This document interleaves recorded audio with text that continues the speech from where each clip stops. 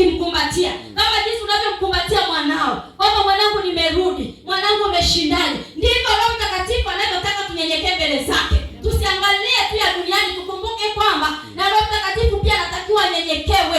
Wewe unaje kunanyenyekewa na watoto wako uliowazaa? Unasikia la? Au wanaume mkinyenyekewa na wake zenu, mnasikia la? Kwa sababu gani? Unaona kabisa yaani mwanamke amekutii.